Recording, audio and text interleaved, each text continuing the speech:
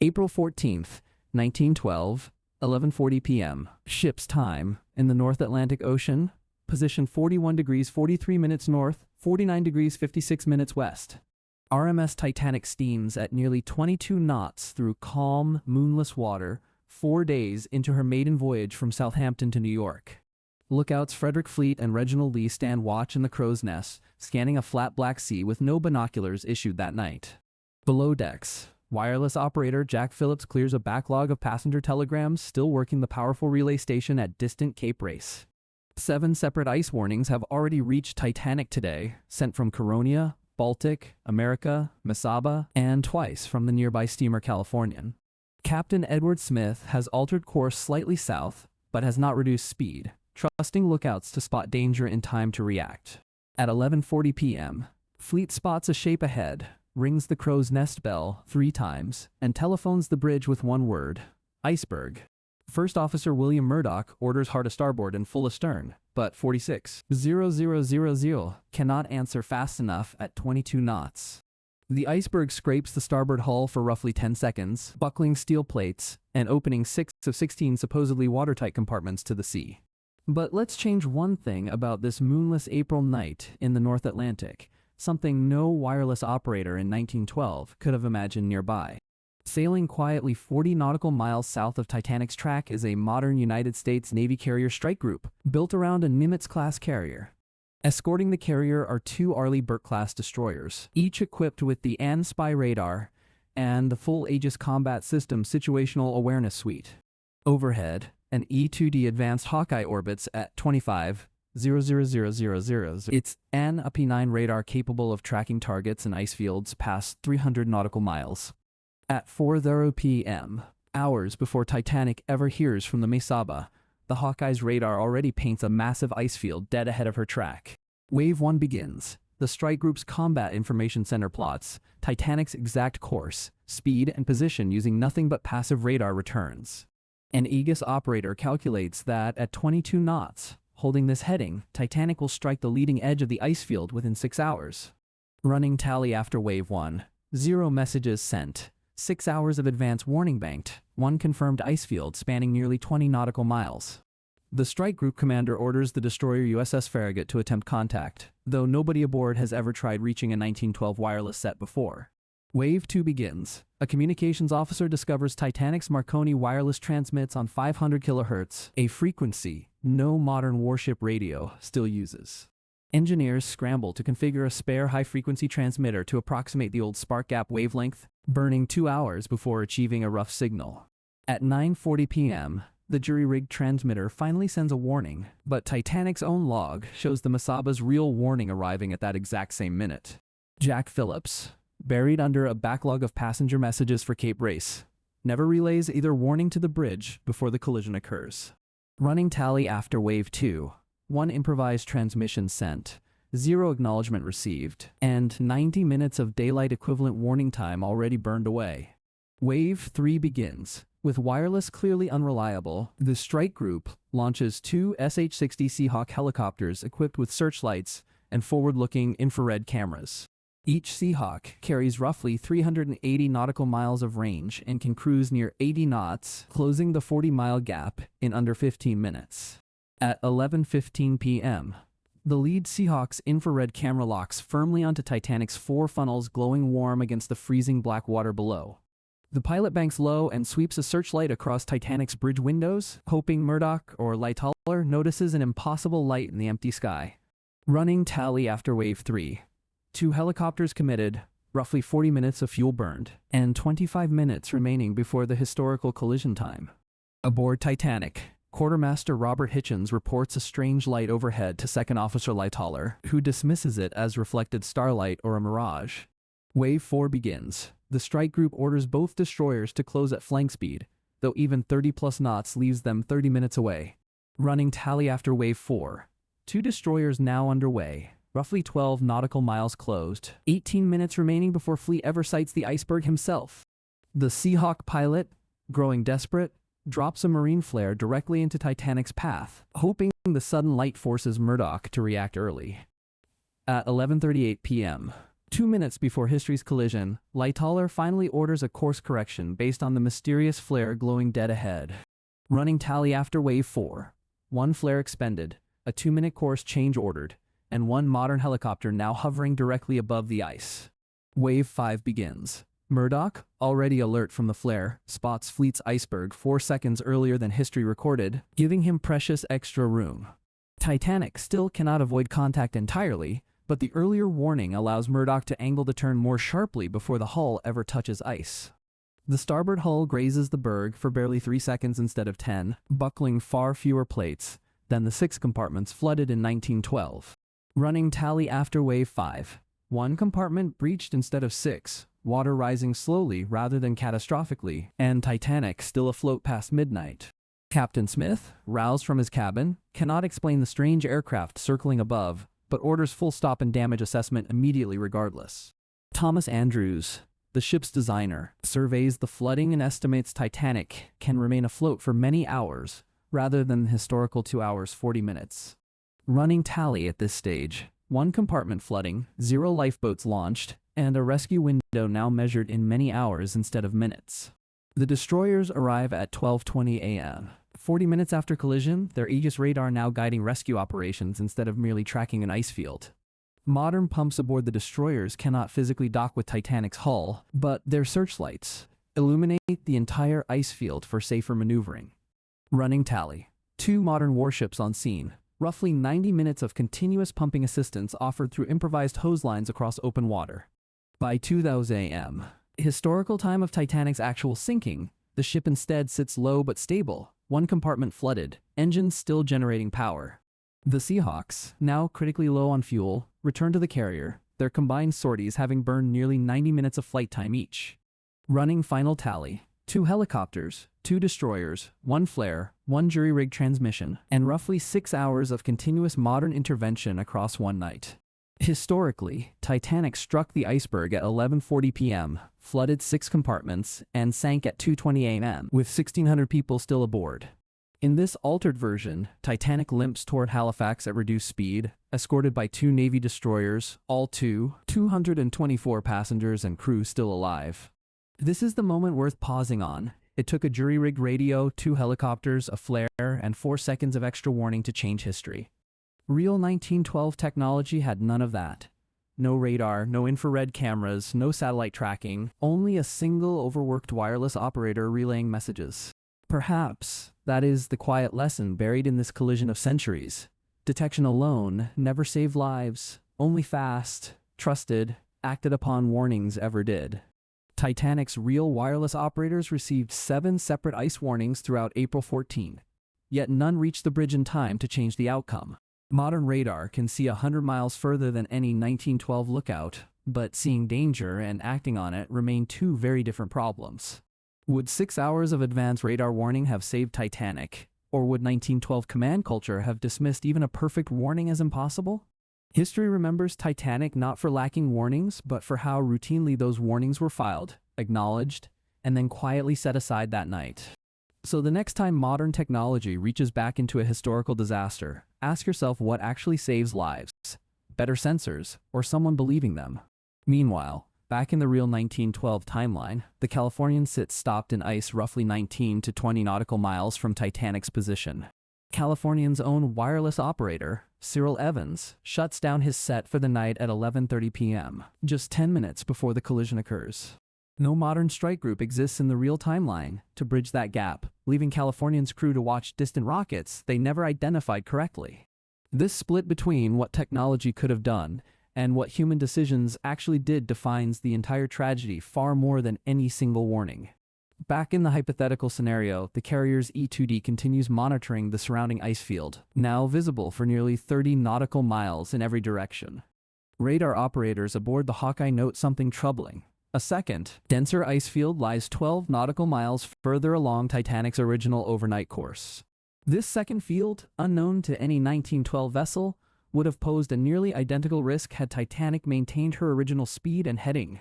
The destroyers now escorting Titanic adjust their own course to guide her safely around this second hazard, using targeting radar built for missiles. Running tally adjustment: 1 additional hazard identified, 12 nautical miles of rerouted track, and zero further contact between hull and ice afterward. Command aboard the carrier debates a two-front problem, continuing rescue coordination for Titanic, while still tracking regular fleet operations across the wider Atlantic. NSH-60 breaks from escort duty to survey the second ice field directly, confirming its size using forward-looking infrared instead of radar alone. Running tally: 1 helicopter diverted. Roughly 20 minutes of additional flight time spent. Ice field confirmed at nearly 4 nautical miles in length. By 3000 a.m., damage control teams aboard Titanic report the single flooded compartment has stabilized, pumps holding water below the boiler room floor. This is the uncomfortable truth emerging hour by hour. Modern pumps and radar can manage damage, but they cannot unflood a compartment already breached. Titanic's crew, trained for calm weather Atlantic crossings, adapts remarkably fast to coordinating with escort ships using signal lamps and borrowed portable radios. Historical accounts describe Titanic's watertight doors closing automatically within seconds of collision, a design feature that limited flooding even without modern intervention. The hypothetical scenarios earlier, gentler collision meant fewer compartments flooded, leaving those same watertight doors far less seawater to actually contain overall. Running tally correction: of 6 historically flooded compartments, only 1 floods here, and even that one stabilizes well before dawn ever breaks. Fuel aboard both Seahawks runs critically low by 1 a.m., forcing rotation back to the carrier roughly 90 nautical miles to the south. A flight deck officer radios grim numbers. Only 1 Seahawk remains airborne, spare fuel reserves aboard the carrier sufficient for 1 more sortie. This is the moment the entire rescue effort turns from dramatic intervention into quiet, unglamorous logistics, the same discipline that ends most real operations. Captain Smith, unaware of satellite navigation or infrared cameras, simply logs the incident as an unexplained aerial phenomenon assisting an already lucky escape.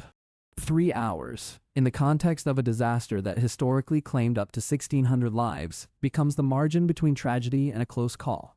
Titanic's radio room, now aware something unusual assisted their survival, sends a curious message to Cape Race asking about unidentified aircraft nearby. No station on Earth in 1912 can explain aircraft capable of infrared imaging, satellite positioning, or radar tracking 300 nautical miles wide. Titanic proceeds under reduced power toward Halifax rather than New York, her damaged hull surveyed continuously by escort ship sonar and dive teams. This single altered outcome illustrates something crucial about disaster prevention. Detection without immediate, trusted, and fast decision-making accomplishes remarkably little on its own. Running tally after the full night: 0 fatalities recorded, 1 damaged compartment, 60-plus messages exchanged between Titanic and her unexplained modern escorts. White Star Line officials, informed by telegram of Titanic's survival, scramble to understand how a wireless-only vessel avoided catastrophic loss of life entirely. Titanic docks in Halifax 3 days later, her hull patched, all passengers transferred safely, and an inquiry immediately opened into the mysterious escort ships. The remaining aircraft regroup over open ocean, engines silent on deck, having quietly rewritten one of history's most famous maritime disasters that night. Running final tally for the entire event: 2 destroyers, 2 helicopters, 1 flare, and roughly 7 hours of continuous modern intervention across open water. Against those numbers stands a historical outcome that never actually changed anywhere else. The real Titanic sank, and 1,635 people lost their lives. Aboard the real Californian, 3rd Officer Charles Groves notices Titanic's lights around 11:10 p.m., but never wakes wireless operator Cyril Evans to confirm identity. In the hypothetical timeline, an Aegis destroyer's radar cross-references Californian's own position, confirming she sits stopped in ice barely 20 nautical miles north.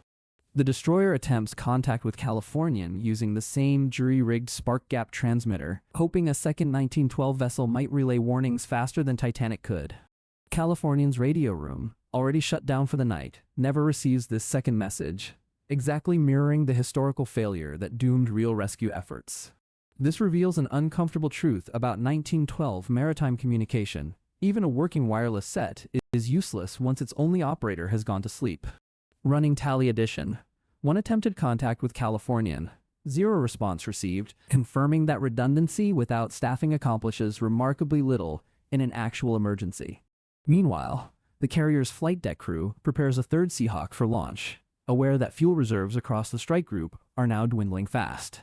This third helicopter carries extra flares and a portable radio transceiver, intended to bridge the gap between 1912 wireless and modern digital communication entirely. Wave 6 begins. The third Seahawk reaches Titanic at 12:45 a.m., nearly 90 minutes after the collision, delivering direct radio contact for the first time. Captain Smith, speaking through a hand-cranked emergency set improvised by the helicopter crew, finally confirms Titanic's exact damage report to the waiting destroyers. Running tally after Wave 6, 3 helicopters committed total, 1 working radio link established, and a clear damage assessment finally reaching the strike group. This late-arriving communication link illustrates a broader truth about crisis response. The fastest sensor in the world still needs a working channel to matter. By 1:30 a.m., historical time when lifeboat launches were well underway, Titanic instead sits stable with pumps holding and no lifeboats yet required. Passengers below decks remain largely unaware anything unusual occurred, most having felt only a brief shudder rather than the violent collision recorded in 1912. Second Officer Lightoller later logs the strange lights and radio voices as the single most confusing night of his entire career at sea. Running tally addition: 0 lifeboats launched, 24 souls still aboard, and 1 damaged compartment now fully isolated behind Titanic's watertight bulkhead doors. The carrier strike group commander radios his own superiors, uncertain how to explain rescuing a ship that, according to every record, sank without incident. This paradox troubles the modern sailors more than any storm or combat mission, since altering a fixed historical tragedy defies everything their training expects. Running tally: 1 unresolved paradox, 0 official explanation offered, and a strike group quietly agreeing to never speak of the incident again.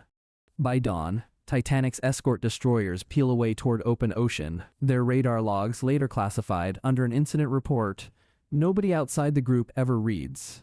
The Seahawks land for the final time, rotors spinning down, their crews exhausted after nearly 7 hours of continuous overnight flight operations. Running final tally for the altered timeline: 3 helicopters, 2 destroyers, 2 radio transmissions, 1 flare, and 224 lives spared from a historical tragedy. Meanwhile, in the timeline that actually happened, Titanic's distress rockets fired every few minutes after midnight, seen by Californians' crew but never understood. Fourth Officer Boxhall fired at least 8 distress rockets between 12:45 and 1:45 a.m., hoping any nearby vessel would recognize the international signal. Californians' crew debated the strange lights among themselves for over an hour, ultimately deciding they belonged to some small, unidentified fishing vessel nearby. No carrier strike group existed to correct that misunderstanding, and California never got underway until roughly 5:30 a.m., long after Titanic had already sunk.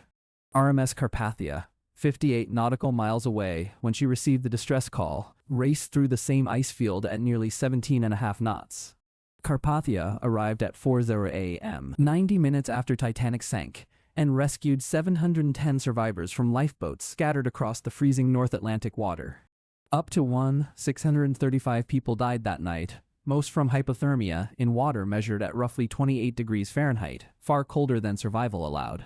This is the actual historical outcome that no hypothetical carrier group helicopter or radar system ever touched, because none of them existed in 1912. The gap between what modern technology could theoretically do and what 19th century infrastructure could actually receive defines the entire tragedy more than any iceberg. Titanic's wireless set, revolutionary for 1912, still depended entirely on one exhausted human being correctly prioritizing which messages reached the bridge in time. Modern ships now carry redundant GPS, radar, satellite communication, and mandatory 24-hour radio watches, reforms written directly into law after this exact disaster. The International Ice Patrol, established in 1913, still tracks North Atlantic icebergs every single season using aircraft and satellite imagery instead of lookouts. None of those reforms could reach backward through time to save the people aboard Titanic on that specific freezing night in April 1912. So the deepest lesson of this entire hypothetical exercise may simply be that safety systems, built after a tragedy, cannot undo the tragedy itself. By 1914, the real disaster prompted the International Convention for the Safety of Life at Sea, mandating 24-hour radio watches on passenger ships. In 1913, the International Ice Patrol was established specifically to track North Atlantic icebergs, a mission modern radar performs far more precisely today. None of that historical outcome changes in reality, because no carrier strike group actually existed anywhere near Titanic's real 1912 Atlantic crossing. This is perhaps the sharpest irony available to anyone who inserts modern radar into a century-old disaster. Detection was never really the missing piece. A Hawkeye radar operator can track an ice field 300 miles wide, yet still watch helplessly as a message sits unread on a desk. An Aegis destroyer can close 40 miles in under an hour, yet still arrive minutes after history's iceberg has already done its damage. A Seahawk helicopter can carry infrared cameras and rescue hoists, yet still burn through its fuel reserve before finishing a single overnight mission. Titanic's real weakness was never a lack of warnings, but a wireless operator overwhelmed by passenger traffic and officers unwilling to slow the ship. Modern maritime historians studying the Titanic disaster still cite communication failure, not detection failure, as the true root cause of the tragedy. So when this hypothetical night finally ends, roughly 1,600 lives remain saved across one altered timeline against 6 historical hours of warnings. Yet in the timeline that actually happened, those same 1,600 people never received a warning that mattered soon enough to matter at all. The historical Titanic sank in 2 hours and 40 minutes, taking with her more lives than any peacetime maritime disaster before or since. Would 6 hours of radar warning have changed anything at all, had the same wireless bottleneck and command hesitation still existed regardless of technology? Perhaps the honest answer is that detection helps enormously, but only when paired with people willing to act on it immediately and decisively. Perhaps that is exactly why history remembers Titanic not for what sensors could have shown, but for what her crew chose not to do. Radar can shape a single night, spotting danger hours in advance that no lookout in a crow's nest could ever hope to match. But safety at sea is not won through sensors alone. It is built through trained crews, redundant communication, and a willingness to slow down. So picture 2 modern warships circling a stricken ocean liner, radios finally connected, watching history almost repeat itself before quietly nudging it sideways. Picture Titanic herself, unaware that ghosts of a future century had briefly turned her maiden voyage into the most closely averted disaster in history. And ask yourself honestly what actually prevents a tragedy stretched across a single freezing night. Better sensors or someone finally believing what they show? Is it satellite radar and infrared cameras, or a wireless operator simply putting down the passenger telegrams long enough to read one more message? History already answered this question once, in the North Atlantic, in the early hours of April 15, 1912, long before anyone imagined radar. Maybe the real lesson is not whether technology could have saved Titanic, but whether anyone aboard her would have trusted it in time. If you were the wireless operator that night, buried under messages, exhausted after days at sea, what would you have done differently?